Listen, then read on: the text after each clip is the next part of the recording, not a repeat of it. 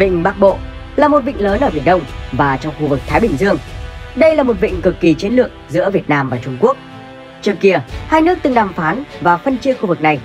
Vậy điều kiện phân chia ra sao? Việt Nam nhận được bao nhiêu diện tích của Vịnh Bắc Bộ? Hãy cùng 5 phút tôi đi tìm hiểu trong video này nha. Trước khi bắt đầu, các bạn đừng quên bấm thích và đăng ký kênh. Nếu có một chủ đề nào hay thì hãy để lại ý kiến của mình xuống phía bên dưới nha.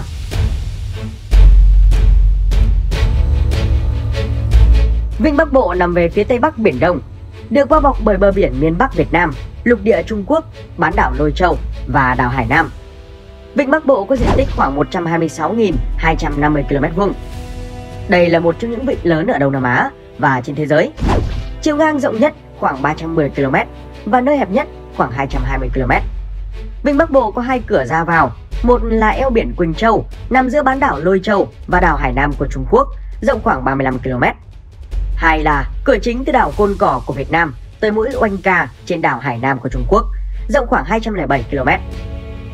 Nhìn chung, Vịnh Bắc Bộ tương đối nông, chiều sâu trung bình chỉ là 38 m và độ sâu tối đa không quá 90 m. Địa hình ở đáy biển khá bằng phẳng. Về mặt địa lý thì nó được phân loại là một vịnh nửa kín.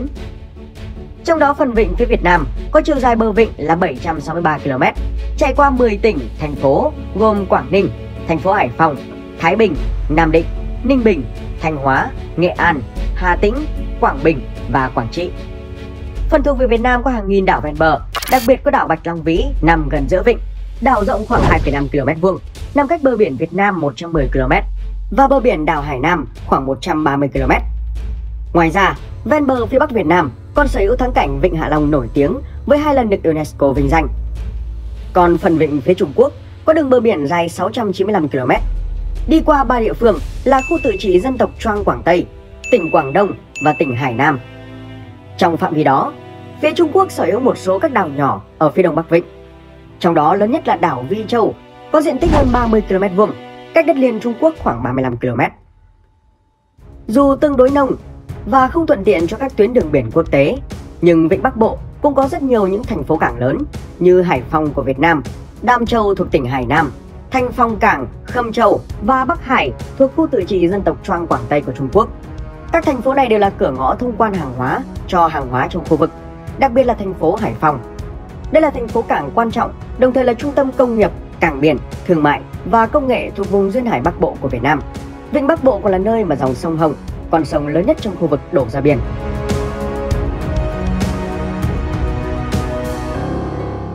Tiềm năng của Vịnh Bắc Bộ. Vùng biển trong Vịnh Bắc Bộ có ý nghĩa hết sức quan trọng về an ninh quốc phòng và kinh tế đối với cả Việt Nam và Trung Quốc. Bộ Tư lệnh Vùng 1 Hải quân, trực thuộc Quân chủng Hải quân của Việt Nam, đang phụ trách bảo vệ khu vực thuộc Việt Nam. Vịnh là nơi chứa đựng nhiều tài nguyên thiên nhiên, nổi bật là tài nguyên du lịch biển. Dọc bờ biển Vịnh Bắc Bộ của Việt Nam có rất nhiều bãi cát đẹp nổi tiếng như Trà Cổ, Sầm Sơn, Cửa Lò, Nhật Lệ, cùng nhiều bãi biển đẹp trên đảo như Quan Lạn, Ngọc Vừng, Cô Tô, Cát Hải, rất thích hợp cho hoạt động vui chơi giải trí. Nhiều bãi biển có thể xây dựng các khu trung tâm du lịch biển lớn đạt quy mô và tiêu chuẩn quốc tế. Các trung tâm du lịch biển lớn đã và đang phát triển tại vùng Vịnh Bắc Bộ là Hạ Long, Cát Hải, Đồ Sơn, Vân Đồn, Hoàng Hóa, Sầm Sơn, Đồng Hới, Cửa Lò. Khu vực Vịnh Bắc Bộ còn là một ngư trường lớn, đồng thời là ngư trường chính của cả Việt Nam và Trung Quốc, khi có khoảng gần 1.000 loài cá, trong đó có hơn 100 loài trong số chúng là đối tượng có giá trị kinh tế cao. Hàng năm cho phép khai thác với sản lượng hơn 200.000 tấn. Ngoài ra, khu vực này còn có nguồn tài nguyên khoáng sản dồi dào, đặc biệt là dầu khí. Bể châm tích Lôi Châu dài đặc bên dưới vịnh là mục tiêu rõ ràng cho việc thăm dò dầu khí của Trung Quốc. Còn bể sông Hồng được cho là có quy mô và trữ lượng lớn nhất trong khu vực. Theo dự tính của công ty dầu khí ngoài khơi quốc gia Trung Quốc, khu vực Vịnh Bắc Bộ là một trong những nơi tập trung dầu khí lớn nhất trên thế giới. Nó có trữ lượng dầu khoảng 16 tỷ thùng, tức là gấp gần 4 lần trữ lượng dầu đã được tìm thấy của Việt Nam, và lượng khí tự nhiên vào khoảng 1,444 tỷ mét khối. Các vùng đất ven biển Vịnh Bắc Bộ cũng có nguồn khoáng sản tương đối phong phú, trong đó than đá là khoáng sản nổi bật nhất. Hiện nay, Quảng Ninh là nơi tập trung than đá có quy mô lớn nhất cả nước. Các vỉa than được phân bố từ Mạo Khê thuộc thị xã Đông Triều đến ven biển thành phố Cẩm Phả và kéo dài ra đảo Cái Bầu thuộc huyện Vân Đồn. Ngoài ra, bể than sông Hồng cũng đang được thử nghiệm khai thác. Trữ lượng ước tính của nó lên tới 210 tỷ tấn và 90% sản lượng than tập trung ở tỉnh Thái Bình. Bên cạnh đó, vịnh cũng là nơi để hai quốc gia có thể phát triển lĩnh vực kinh tế biển, thương mại quốc tế, logistics, góp phần thúc đẩy phát triển kinh tế khu vực phía Bắc nước ta, đẩy mạnh giao lưu kinh tế với Tây Nam Trung Quốc, Bắc và Trung Lào và Đông Bắc Thái Lan. Chính vì những ý nghĩa an ninh quốc phòng cũng như kinh tế nên phía Trung Quốc luôn muốn độc chiếm vùng vịnh này.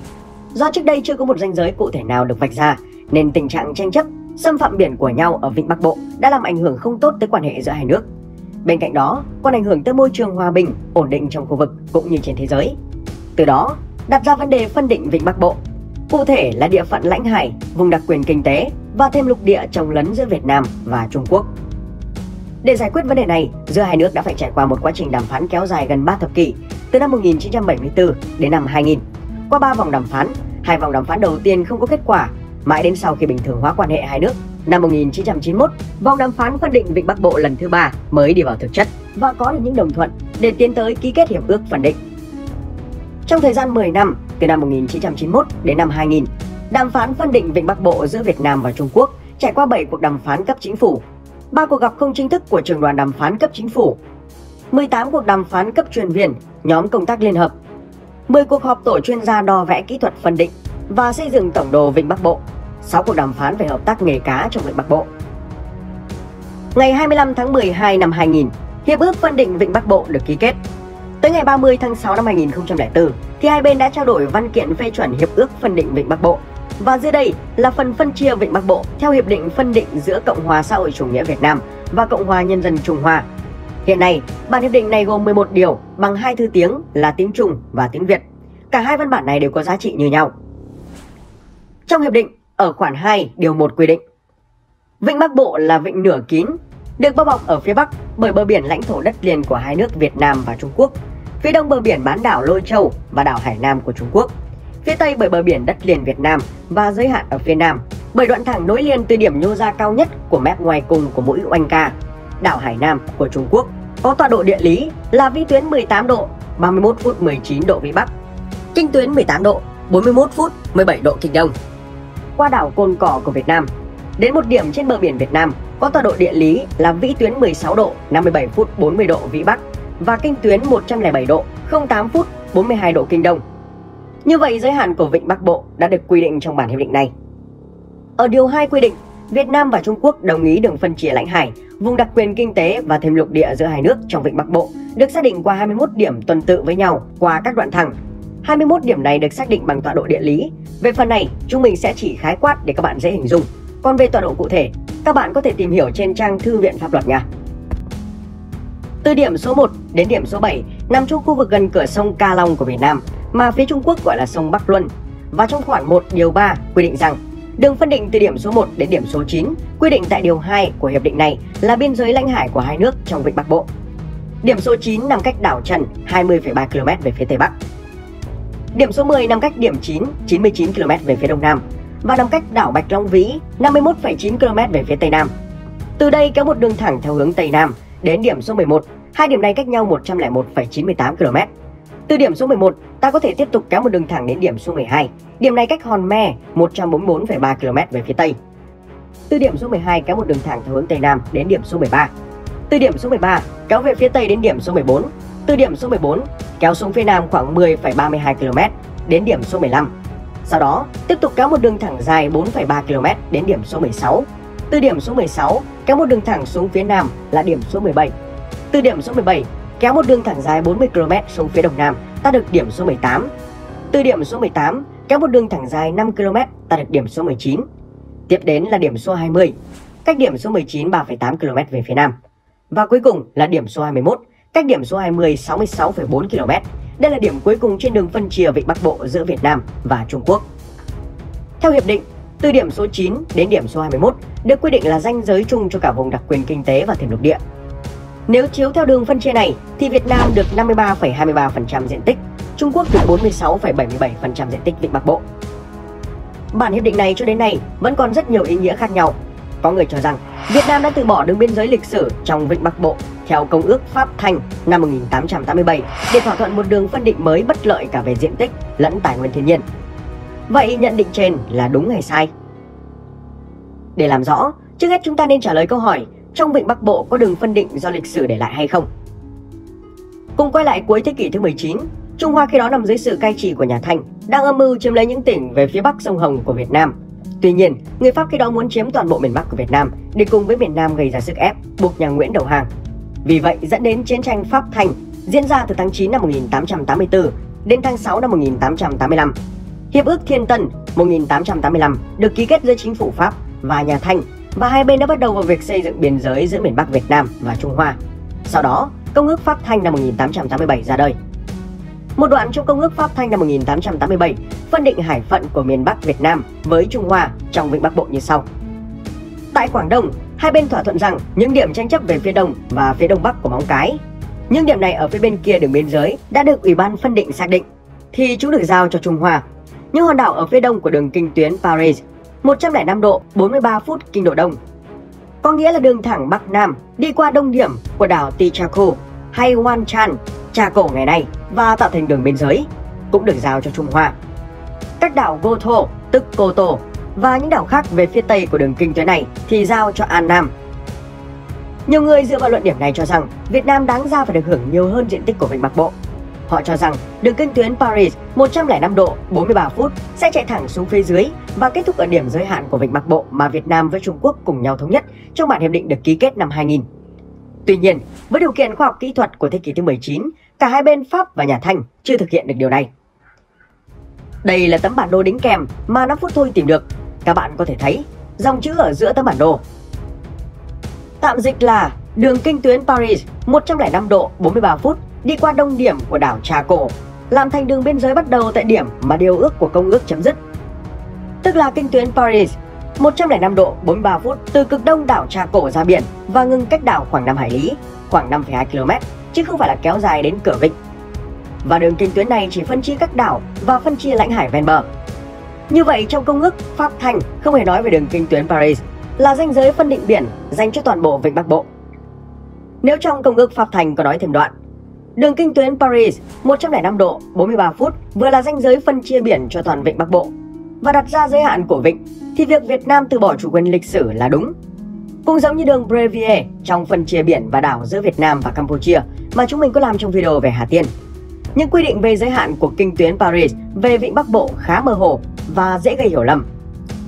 Nên việc Việt Nam từ bỏ những chủ quyền lịch sử với Vịnh Bắc Bộ là không đúng, vì trước đó không có bất cứ ghi chép nào về ranh giới phân định Vịnh Bắc Bộ giữa Việt Nam và Trung Quốc. Nếu bạn nào tìm hiểu về quá trình đàm phán thì sẽ thấy, ban đầu phía Việt Nam đã đưa ra những căn cứ theo Công ước Pháp Thanh năm 1987 để đàm phán phân chia, cốt sao giành lại được nhiều nhất Vịnh Bắc Bộ cho Việt Nam. Nhưng phía Cộng hòa Nhân dân Trung Hoa không đồng ý. Phía nước bạn quyết tâm theo đuổi quan điểm đại thể chia đôi. Do vậy, phía Việt Nam đã thỏa thuận theo nguyên tắc của Công ước của Liên Hợp Quốc và Luật Biển năm 1982, UNCLOS. Đó là nguyên tắc thỏa thuận có tính đến mọi hoàn cảnh liên quan để phân định Vịnh Bắc Bộ đảm bảo tính công bằng mà hai bên có thể chấp nhận được. Hiện nay, một số người có những băn khoăn về cách vạch đường trung tuyến đã được thể hiện trên bản đồ kèm theo hiệp ước này.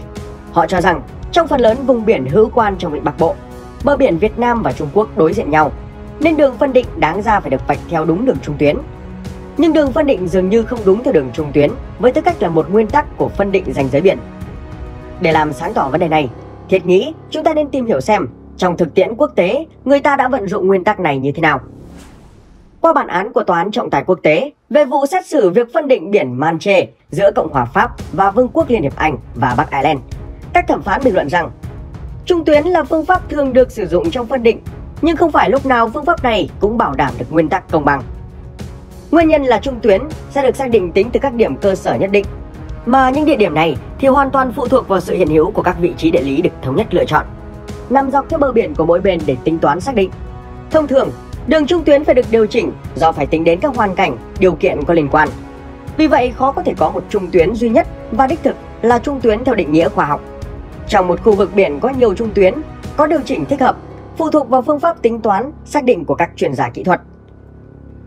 Luật sư Hoa Kỳ Bryce Klager, một chuyên gia trong lĩnh vực phân định biên giới trên biển, từng nhận xét: việc vạch ranh giới phải dựa trên cơ sở địa lý. Nguyên tắc tỷ lệ chiều dài bờ biển chỉ là một thước đo phỏng chừng cho sự công bằng. Dù tỷ lệ diện tích bằng tỷ lệ chiều dài bờ biển, vẫn có thể tồn tại những sự bất công mà nguyên tắc tỷ lệ chiều dài bờ biển không phát hiện được. Vì vậy, cần phải xét đến các khía cạnh địa lý. Quan trọng nhất là đường trung tuyến được vạch giữa những điểm nào mà ảnh hưởng của các đảo của Việt Nam và Trung Quốc trong việc vạch và điều chỉnh đường trung tuyến. Xuất phát từ những phân tích này và căn cứ vào những điều kiện địa lý cụ thể của Vịnh Bắc Bộ, đường phân định Vịnh Bắc Bộ cuối cùng là một trung tuyến có điều chỉnh, là một giải pháp đáp ứng được các nguyên tắc công bằng mà hai bên đã chấp nhận. Cụ thể là ranh giới trong Vịnh Bắc Bộ là một đường trung tuyến có điều chỉnh. Đường này cách đảo Bạch Long Vĩ 15 hải lý, khoảng 27,8 km. Như vậy đảo được hưởng lãnh hải rộng 12 hải lý, khoảng 23,3 km, cùng với vùng đặc quyền kinh tế và thêm lục địa rộng 3 hải lý, tức 5,6 km. Đảo Côn Cỏ cũng là một đảo nhỏ nhưng nằm gần bờ biển Việt Nam hơn, cách bờ 13 hải lý, khoảng 24 km, nên được hưởng 50% hiệu lực trong việc phân chia vùng đặc quyền kinh tế và thêm lục địa tại đường đóng cửa vịnh. Về vai trò cụ thể của hai hòn đảo này, 5 phút thôi sẽ trình bày ở một video xa xôi nào đó.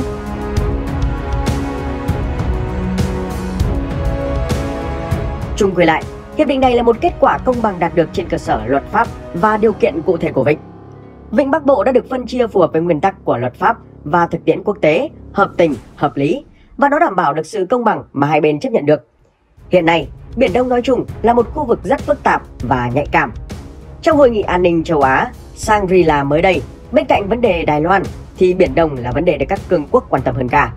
Trong bối cảnh mới, Việt Nam cùng các nước Đông Nam Á cần có những hoạch định lâu dài, tránh rơi vào những vòng xoáy tranh giành quyền lực giữa các cường quốc. Vừa rồi là những thông tin về việc phân chia Vịnh Bắc Bộ giữa Việt Nam và Trung Quốc. Các bạn thấy vấn đề này như thế nào? Hãy để lại ý kiến của mình xuống phía bên dưới nha. Xin chào và hẹn gặp lại!